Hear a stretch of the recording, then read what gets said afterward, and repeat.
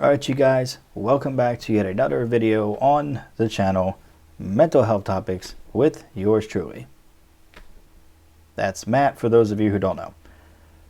So, originally when I first did this video, because yes I already technically filmed this whole video that I wanted to do, it was on BPD and bipolar disorder. Kind of going through all of the diagnostic criteria for both bipolar 1, bipolar 2, and BPD. And in typical me form, in terms of my videos, it was like 30 minutes long. It was ridiculous. I said, this is not going to work. Nobody's going to watch all this, right? So I decided instead to break it into two different parts, just keep the same materials I was going to use and just cut it in half. So we're going to try to make this shorter, because I just did a run through of it and I still at 22 minutes and I said that's not acceptable. It's not going to be more than 20 minutes, I promise you. Even if I have to cut out some personal explaining, because I do want to kind of elaborate a bit on my experience a lot with a lot of the criteria. But if I have to cut some stuff out, I will. So today's topic is going to be all about BPD and the diagnostic criteria for it. So, BPD is a cluster B personality disorder, and cluster B is basically like the dramatic, emotional, and kind of like erratic cluster of personality disorders. And there are several others that also are in the same cluster group. There also have antisocial personality disorder, borderline obviously, histrionic, and narcissistic personality disorders. They are also in the same grouping.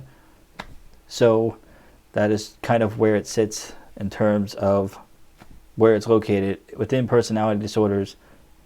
It's specific, and I believe there's 10 total personality disorders. But we're not going to discuss all of them, obviously, because we'd be here all week. And frankly, this is the one I'm more interested in because this is the one I have. So, BPD has 9 diagnostic criteria in the Diagnostic and Statistical Manual, the DSM. Hopefully by now you remember what the DSM is. In case you don't, it basically is a fancy little book that is what clinicians use to diagnose mental disorders.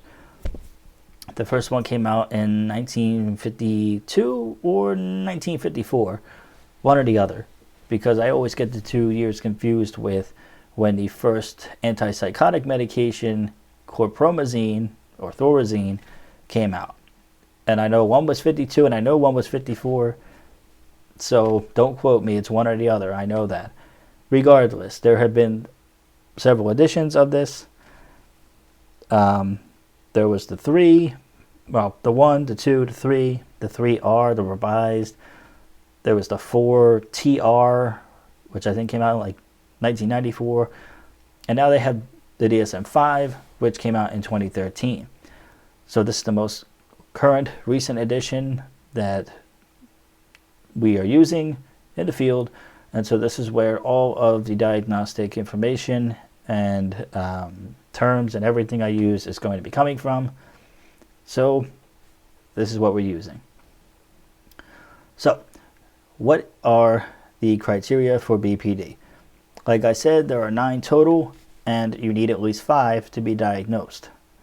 So the first one is arguably the most identifiable and the most common and significant one, arguably, on this list, and that is going to be a fear of real or imagined abandonment.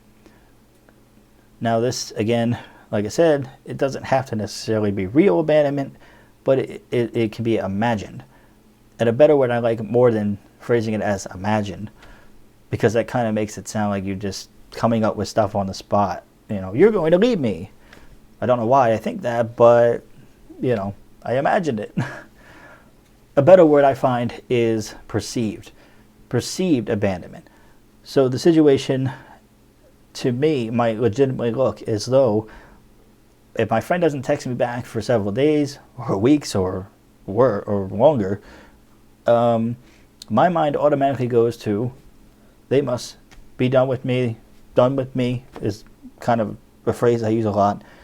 Basically, tired of my shit, tired of my problems, and, they're going to leave me. They don't want anything more to do with me, and that's it. So I will text and call and leave voicemails and make Snapchat videos, whatever I have to do. I will try so hard to reach out and figure out what's going on, and beg people not to leave me. Like, I know I'm hard to deal with. I know I have these problems. I'm working on it. I'm in therapy. I'm on medications. Please don't leave me, So even though it might not really be abandonment in the end, it still feels like it to me, and I react accordingly. We also see a pattern of unstable relationships, and this is kind of defined as idealization or devaluation. In simpler, less clinical talk, basically, if a person, my friend is, they talk with me regularly, we text or whatever regularly, we make plans, we keep the plans we make, so we actually see each other, and obviously at that point, everything's good with the friendship, we're great, I think very highly of them, right? But let's say they stop texting me for a week with no explanation, no warning, no nothing. They just literally don't respond to anything I send. Okay, that's kind of a red flag to me. Automatically, my mind goes, they must be leaving me. I must have done something horribly wrong. I must have upset them, pissed them off, whatever, and now they're going to leave me. Or they do something that upsets me, such as canceling plans, they're not texting, stuff like that. And now I get upset, I get angry, I get frustrated, really depressed. I'm trying to figure out what the hell's going on. And if you're not responding, that really just spirals me into all sorts of horrible things. And it just feels really horrible. And I basically at that point, I'm so mad at you and depressed and having panic attacks and just crying and all these things, just feeling like this is it. I must have said something, I must have done something, it's all my fault. And I'll throw myself under the bus for something that I probably didn't do just because they don't respond to me. And it sounds so silly, but this emotional extreme reaction is what this is. Another name for BPD, or borderline personality disorder, that a lot of people in like Europe use is emotionally unstable personality disorder, EUPD. It's basically the same exact thing, criteria-wise. That's just kind of how they define it. And some people would say that that's a more accurate name than borderline. As I discussed in one of my earlier videos from a while ago, borderline really came about because people were believed to be on the border between neurosis and psychosis. So basically somewhere in between being psychotic and being normal functioning. So here we go with another criteria. This is going to be identity disturbance, which is basically a unstable sense of self. It's not really knowing who you are necessarily, not like in a dissociative, I don't know who I am kind of thing, amnesia or something, but more in a sense of I don't really have any goals for the future. I don't really plan ahead. I'm not thinking about school, college. I'm not thinking about careers. I'm not thinking about long-term life, what I want to do, where I want to be, who I want to be with, what I want for myself. Really, none of that ever is something that I think about because it's so overwhelming. It's so much I can't even begin to think because I legitimately don't know. I don't know what I would ever go back to school for. I don't know what major I would ever possibly consider. It's so far removed from me. You know, my routine is pretty set, and I actually enjoy that. I like knowing I have to be at work at 2:30 in the afternoon every day, and I leave at 10:30. I come home around 11 if I don't have to go shopping or anything after work, of course. Come home around 11. I'm up till 3 or 4, hopefully not past 5 a.m. Sleep till 10 or 11, wake up, do it all over again. You know, a lot of people don't like that. They like retail schedule or sporadic scheduling, I guess, all over the place. I like having a consistent time because I can follow that a lot easier. Another thing we see is impulsivity in at least 2 areas that are self-damaging. Basically, this is kind of like you can go on a lot of spending sprees. Of course, we see this with hypomania and mania as well. People that go on spending sprees, me. I've racked up thousands of dollars in credit card debt. Took a while to pay off. Not fun. Just buying all sorts of things that I really didn't need. Useful stuff, but not stuff I necessarily needed. It wasn't urgent. It wasn't life or death kind of thing. But it can also be reckless driving. It can be sexual promiscuity. All sorts of things that are basically have bad consequences and are very impulsive. Next set of criteria is going to be suicidal ideation, gestures, or behavior, and also self-harm is thrown in here as well. And if you remember from the self-harm video I did, you'll remember that I did mention that self-harm is only listed here as a separate diagnostic criteria. So it gets its own check mark, basically yes or no. And I said that this is not like the other personality disorders or really any other mental disorder at all. It's not that it can't be a part of depression or anxiety, anything like that. But in terms of a true diagnostic criteria that you could check off and say, yes, this applies, yes, this counts as a true criteria, this is the only disorder where you're going to find that. Of course, we also see affective instability. This is basically mood lability. So much like bipolar disorder, we see mood shifts pretty well, right? We see that a lot, very, very easily. That's because bipolar disorder is a actual mood disorder. That's what it's classified as. Whereas a personality disorder is in a total league of its own, along with the 9 other personality disorders, 10 total. So this mood lability, these mood fluctuations are very different between the two. They can look very similar, but it's really about the duration, how long they last, how quick they are to change or arise, and also how long it takes to come down from these elevated emotions. The anger, the depression, the panic attacks, anxiety, all these things, you know, when my friend isn't texting me back for days and weeks and months on end, I will basically alternate depending on the day and the hour. Some days it's really, really just depressing. I'm just constantly looking at old messages and pictures, and I'm just like, why won't he talk to me? Why can't I get a response? Anything, please. You know, so it becomes very distressing and emotional in a very depressive and anxiety-driven way. And other days, I look at it and it pisses me off, and it makes me want to like throw something because I get so angry. You know, and it builds up, and it's just like, I can't believe he's doing this to me. I can't believe I can't even get a simple response after all these days and weeks and months. You know, what the fuck?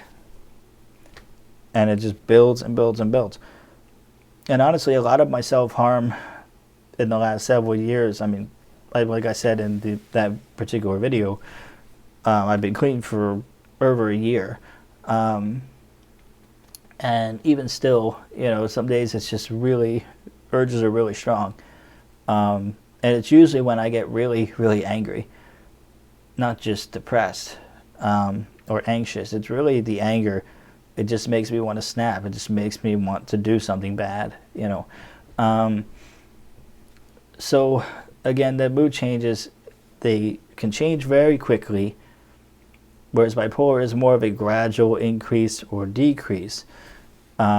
These change very rapidly. They switch back and forth between each other. And then, of course, it also takes a long time to come down once you've elevated so much. So that is that mood lability, mood changes. And that's how it's kind of can be viewed differently from bipolar mood changes. Next, we have chronic feelings of emptiness. I feel this all the time. And I even tell my friends, I feel like I'm invisible sometimes. I feel like I'm just kind of brushed aside, or, people don't really care about how I'm doing or ask how I'm doing, which leads to me thinking that they don't care about how I'm doing. And also just feeling like lonely a lot. As much as I enjoy having my own apartment to myself, whatever, nobody to bother me, I do like being alone a lot of the time. But it's more about, even when I'm texting friends or something, I'll even say, I haven't seen you in a while, I've been feeling really lonely, whatever, can we make plans, can we, get together and do something, I'd love to see you. And it's like, I have friends, I can talk to these people every day, and I would still say that I feel lonely, because I feel disconnected. Everyone's busy, we're all adults now, we all work, we're all in school, whatever it is. Sometimes it's hard to find time for each other. So that's just kind of how I feel, just very lonely, just kind of doing my own thing every day, and occasionally I might maybe once a month see a friend. That's basically it. So sometimes that's really hard for me personally. Next, we're going to have inappropriate and intense anger, and or just a difficulty in controlling anger. Like I said, the anger component is also really noteworthy here, because it leads to elevated mood right away, and it's very hard to kind of shut it down once it gets high enough. And again, it cycles for me. Some days it's just absolute frustration and anger, I want to throw stuff or whatever. And then other days it's just total depression, crying, and just, panic attacks, the whole thing. It really depends. But that anger component, again, is very key, just like the fear of abandonment and the self-harm, and the suicidal ideation. All these are criteria that's pretty specific to BPD. It kind of stands out against some of the other ones that might be present in other disorders. And the last one is going to be severe paranoid ideation or dissociative symptoms. So this could be derealization or depersonalization. There are two different forms of dissociative symptoms. And don't have too much experience with that. Sometimes when I do have panic attacks that are really severe, like the ones I had when I was on Abilify, really just kind of felt like, I didn't feel like I was out of my body, right? It wasn't, I actually always confused the two, the derealization and depersonalization. Depersonalization sounds like, because it's person, so it feels like you're not yourself. But really, I find I zone out a lot. Not a lot, but when it happens, I really blank out from the outside world. Someone could be talking to me, or I could be on the phone with somebody at work, and have them on hold, and I look over, eventually I get out of this phase. I look over, and they've been on hold for 5 minutes. I'm in the middle of trying to schedule them for a location or something, and it becomes like, oh my God, he's still there, And it's not just like blanking out randomly. It's just like I am totally just somewhere in my head, just disconnected from everything. And like I said, it doesn't happen all that often, but probably once or twice a month it happens. So that's basically what I would say is some sort of dissociative symptom for me personally. So those are the 9 criteria, and I hope you guys enjoyed the video. And the next one will be on the bipolar disorder, the first half of this video. And we'll break down all the criteria for mania, hypomania, and some of the differences. And then again, I'll try to explain a little bit how it relates to and against BPD. So if you enjoyed the video, do give it a like, and any other comments you have, leave them below, and subscribe to the channel so you don't miss any other videos just like this one. And until the next video, I will see you around. And don't forget to check out the new Instagram channel or page for the channel so that you can keep up to date with any news I post, any new video ideas, anything like that. You can follow me over on there. That is again the same as the channel name, Mental Health Topics with Matt, with underscores. So I'll see you in the next video. Adios.